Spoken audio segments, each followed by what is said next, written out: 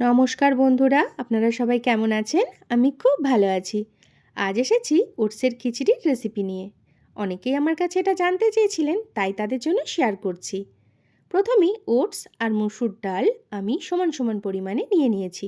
আর নিয়েছি বিনস, গাজর, কাঁচা লঙ্কা, ফুলকপি, টমেটো, কাঁচা পেঁয়াজ আর আদা বাটা।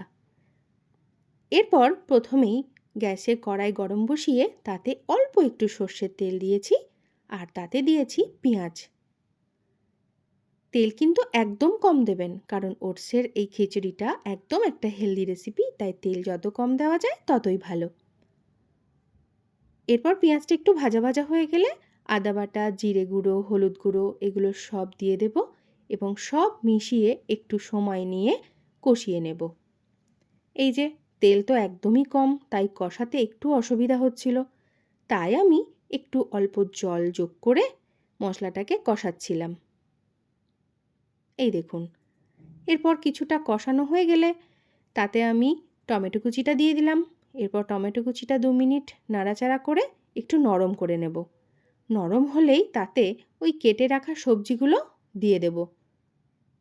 এই যে এগুলো তো ধোয়া ছিল আগে থেকেই, তাই আমি ঢেলে দিলাম সব একসাথে। এরপর সবজিগুলো ওই মশলার সাথে 2-3 মিনিট মতো একটু কষিয়ে নেব। কষানো হয়ে গেলে মুসুর ডালটা এতে দিয়ে দেব। এই যে ডাল দেওয়া হয়ে গেল। এরপর ডালটাকেও 2 মিনিট মতো একটু নাড়াচাড়া করে নেব। এরপর জল ঢেলে দেব। ব্যাস, আর সেরকম কিছু করতে হবে না। এবার নুন অ্যাড করে দিয়ে গ্যাস বাড়িয়ে পুরো এই জিনিসটাকে ফুটতে দিতে হবে।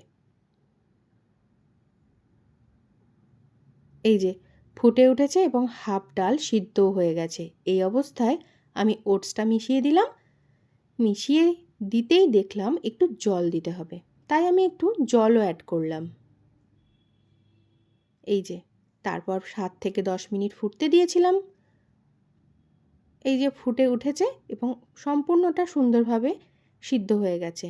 এরপর 1 চামচ চিনি মিশিয়ে তৈরি হয়ে গেল আমাদের ওটসের খিচুড়ি। এই রান্নাটা এমনিতে খুব টেস্টি, যেমন হেলদি সেরকম টেস্টি। এটাকে আরও টেস্টি বানাতে আপনারা ঘি কিংবা বাটার অ্যাড করতে পারেন, তবে ঘি বাটার ছাড়াও এটা খুব ভালো লাগবে খেতে। আপনাদের এই রেসিপিটা কেমন লাগলো অবশ্যই জানাবেন, আর ভিডিওটা যদি ভালো লেগে থাকে তাহলে আমার চ্যানেলটা সাবস্ক্রাইব আর ফলো করে দেবেন। আজ আসি, সবাই ভালো থাকবেন, নমস্কার।